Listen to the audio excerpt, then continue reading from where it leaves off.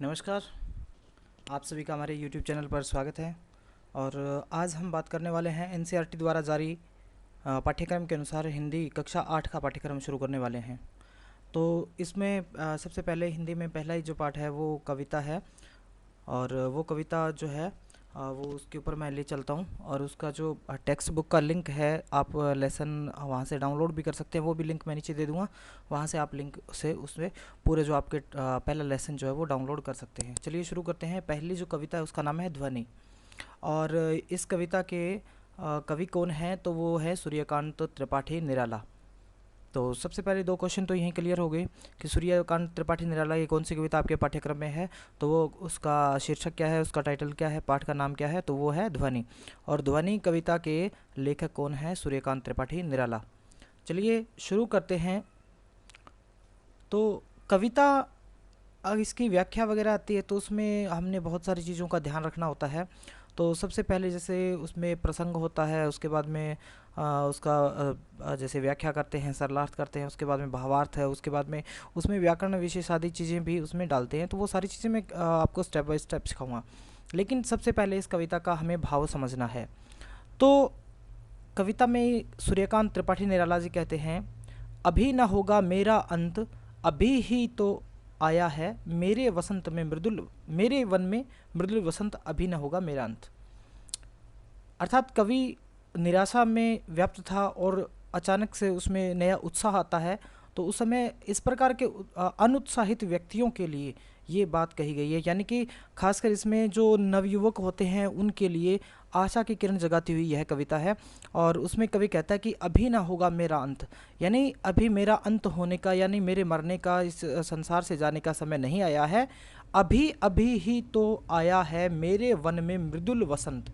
कवि कहता है कि अभी अभी, यानी अभी ही, जस्ट ही मेरे मन रूपी वन में, मेरे वन रूपी जीवन के अंदर मृदुल वसंत, मृदुल होता है कोमल, यानी कि अभी मेरे जीवन में बाहर आई है, यानी नया उत्साह आया है। मृदुल वसंत का अर्थात है अर्थ है कोमल वसंत, यानी कि वन में जब वसंत आती है, वसंत ऋतु आती है तो पेड़ पौधे हरे भरे हो जाते हैं। वैसे ही मेरे मन में भी नया उत्साह आया है, मेरे जीवन में नया उत्साह आया है, इसलिए अब मेरा अंत नहीं होगा, यानी मेरा अंत अभी नहीं होगा। हरे हरे ये पात डालियां कलियां कोमल गात, मैं ही अपना स्वप्न मृदुल कर फेरूंगा निद्रित कलियों पर एक जगह प्रत्युष मनोहर। इस कड़ी में कवि कहता है उन लोगों के लिए जो नवयुवक हैं या जिनका जीवन अभी, जिनमें युवावस्था शुरू हुई है, उन लोगों के लिए कहना चाहता है कि हरे भरे, हरे हरे ये पात, पात होते पत्ते, कि ये जो हरे हरे पत्ते आए हैं, अर्थात नवीन भाव आए हैं। कवि कहता है कि मेरे जीवन में जो हरे हरे पत्ते, जैसे वृक्षों पर हरे हरे पत्ते आते हैं, वैसे ही मेरे जीवन में नया उत्साह आया है। डालियां कलियां कोमल गात, और कोमल डालियां आई हैं, कोमल डालियां यानी प्रेरणाएं आई हैं, मेरे जीवन में अभी प्रेरणाएं आई हैं। कलियां अर्थात आशाएं, जीवन के प्रति सकारात्मक आशाएं मेरे जीवन में आई हैं। कोमल गात, यानी गात होता है शरीर, यानी कि मेरे शरीर में अभी अभी नई डालियां, डालियों का मतलब यहाँ प्रेरणाएं हैं, कोमल कलियों का मतलब यहाँ आशाएं हैं, और हरे हरे पात का मतलब यहाँ नवीन नूतन भाव है, विचार है, कि मेरे जीवन में ये जो नई नई चीज़ें आई हैं, उत्साह आया है, इन सभी से मैं ही अपना मृदुल स्वपर मृदुल कर फेरूंगा निद्रित कलियों पर एक जगह प्रत्युष मनोहर।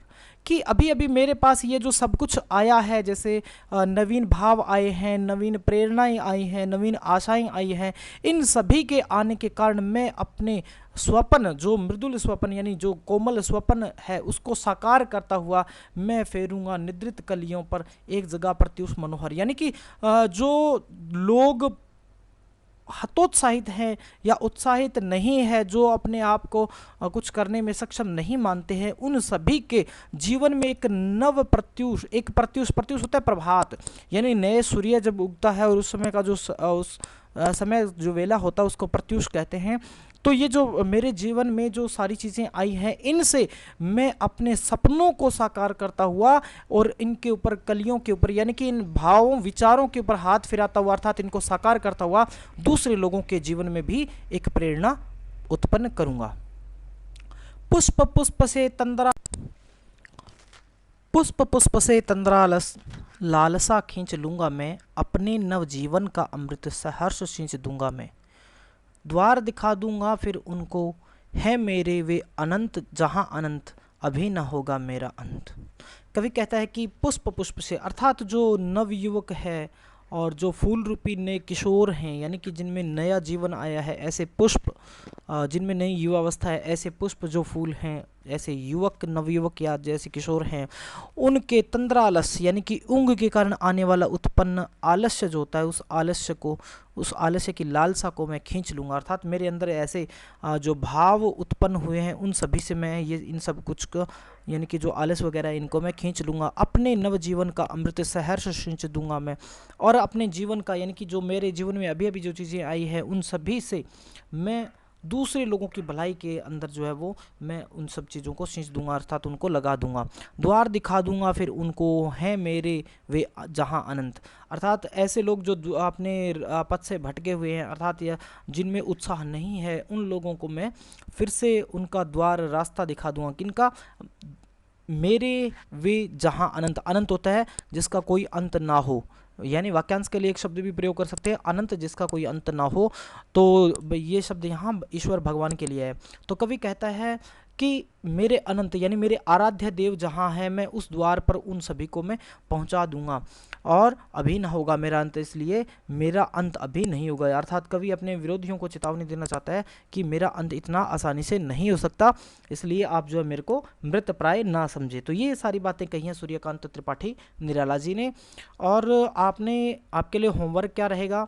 तो होमवर्क ये रहेगा कि आप इन सब का प्रसंग सहित आप इनका जो है व्याख्या करेंगे, सरलार्थ भावार्थ लिखेंगे, और उसमें विशेष के अंदर जो चीज़ें आती हैं, जैसे आपने वाक्यांश के लिए एक शब्द आया, कोई पर्यायवाची हैं, कोई संधि शब्द हैं, ये सारी चीज़ें जो आप इसमें डाल सकते हैं विशेष के अंदर।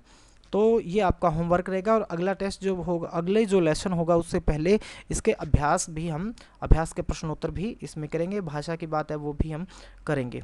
तो इस क्लास में फ़िलहाल इतना ही, और अगले क्लास के लिए तैयार रहिए। और अपना होमवर्क आपने कॉपी में नोट डाउन करना है, और उसके बाद में आप जो है मेरे इस वीडियो के कमेंट बॉक्स में भी आप फ़ोटो अपलोड कर सकते हैं, या फिर आप जो है हमारे व्हाट्सएप जो नंबर है उसके ऊपर भी आप ये डाल सकते हैं, ताकि हमें पता चले कि बच्चे किस तरीके से समझ रहे हैं। वीडियो देखने के लिए बहुत बहुत धन्यवाद।